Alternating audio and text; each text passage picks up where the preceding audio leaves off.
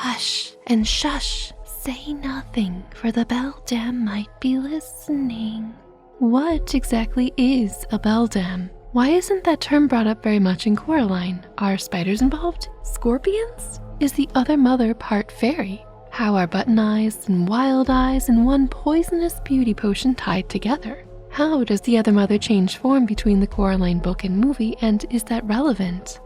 In the movie Coraline, the other mother has us on pins and needles, as she is made of, well, pins and needles. Her movements and lair become more spider-like as her more terrifying form is revealed. In the book, she is a paper white-skinned, crimson-clawed, sharp-toothed mess of motion. She's always moving, whether it be her hair blowing in a non-existent breeze, or her fingers tapping and twitching and dancing in anticipation or agitation.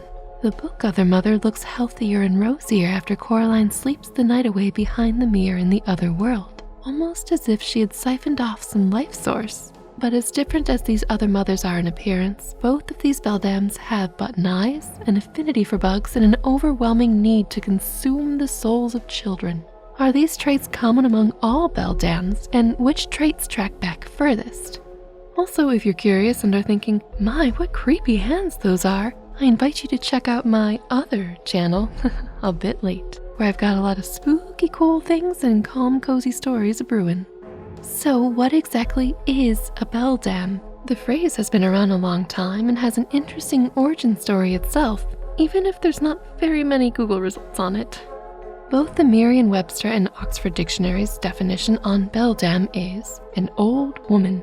Wow, super helpful, very literal. Oxford elaborates a bit more with a malicious and ugly woman, especially an old one, a witch. Okay, so a descriptor for grumpy old women, and those others deem ugly. Not loving it, but the catch-all, a witch. There we go, that one word. Witch can have any number of 100 meanings and connotations, and it's just sort of casually tacked on there with no further elaboration. Which witch are we talking about? Let's put a mental pin in this witch part for a bit later, because witch is quite the slippery word throughout history, meaning different things at different times to different people for different motives. It's interesting that the word beldam is used to describe ill-tempered, ugly, and/or old women, especially when its etymology comes from a combination of French and English words seemingly meaning quite the opposite. In the 1800s, the Old French belle meaning beautiful and the English dame, French dame, for woman. Together, they would mean beautiful woman if it weren't for how this phrase was used and changed over time. And side note, maybe this is when one of the other mother's older victims was first claimed, and why they would use the term beldam to describe her to Coraline. Anyway, now, when used in late Middle English, the word beldam or beldam meant grandmother. Belle in English meaning grand, so a designation which, yeah, grandmothers can be old, sure, but they're not always ugly and mean and spiteful. So where does that newer or older, evil, ugly, witchy connotation come in? Right about in the middle of when a particular usage of the word beldam was widely used, in 1819, English poet John Keats wrote a ballad titled La Belle Dame sans Merci, or The Beautiful Woman Without Mercy. This got its name from a French poem about rejected love with the same name written around 1424. Now that without mercy part definitely sounds like our soul-scrounging arch-nemesis from Coraline. And after hearing what this ballad is about, there's even more of a connection. Keats writes about a beautiful child of a fairy who seduces a knight with her wild eyes and by singing in strange fairy verse something to the effect of, I love thee true, not unlike the other mother's oft-repeated phrase, I'll love you forever and always. Like Coraline's other mothers, this beldam feeds the knight's sweet relish, wild honey, and manna-dew, all things that sound delicious and rather extra, just like the other mothers packed like meals for Coraline. Eating food proffered by fairies and gods is quite a tricky ordeal with major consequences. Just look at Persephone and the pomegranate seeds, required to reside part-time in the underworld because she ate of the food there.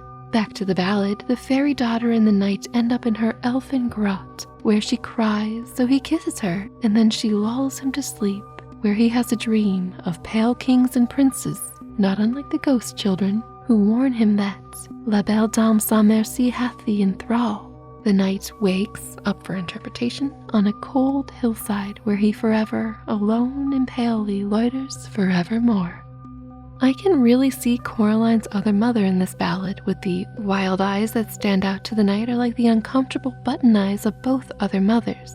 This beldam lures the knight in with promises of comfort and potentially romance, whatever the knight was looking for, just as the other mother lures in her prey by seeming to provide whatever they are most looking for. For Coraline, it's a mother and a father who are more actively involved in her creative world. Colorful clothes her real mother won't buy, faraway friends brought near, fun and frivolous toys, and good, recognizable food. No more of Dad's experimental recipes. Each of the other mother's previous victims was lured in with a promise of their own heart's desire fulfilled. And, as an added bonus, Keats's beldam is a child of the fairies. In Neil Gaiman's book Coraline, one of the husk children the other mother ensnares is actually a fairy. This is interesting as it could mean that the other mother herself may be part fairy and able to travel between the mortal realm and the fae realm because of that. Or her web of lies and deception lies at a crossroads, as covered in this video here. Also, the fact that the knight in the poem dreams of the beldam's past victims, the pale princes and kings, warning him that he is now in her thrall absolutely sparks some similarities to how both the book and movie Other Mothers past victims warn the still living Coraline about the true nature of the other mother. The beldam's elfin grot is her lair, just as the other mother has a lair on the other side of the corridor, where the fairy child seduces the knight with tears and then lures him into what seems to be a forever sleep, where he meets the souls of the others. Keats' poem La Belle Dame sans Merci inspired a lot of the 19th century femme fatale iconography, beautiful but deadly. And this beautiful but deadly woman can easily morph into a deceptively beautiful but deadly woman, a trickster. The ugliness of the witchy beldam serves to warn readers about the true nature, ugly, of the pretty and seemingly loving woman. Maybe not a witch in the sense of the nebulous Oxford Dictionary definition, but certainly bewitching to be sure. And really though, so many people were accused of being witches as an excuse for someone else's behavior. Oh, she bewitched me, or I was compelled to do this thing because of their wiles, etc. Of course, this witch accusing is a much bigger and more nuanced topic and out of the scope for this particular video. But I want to get back to those entrancing wild eyes from the ballad and the button eyes that make many so uncomfortable with the other mother beldam. But before that, let's take a look at the Italian for beautiful lady, belladonna.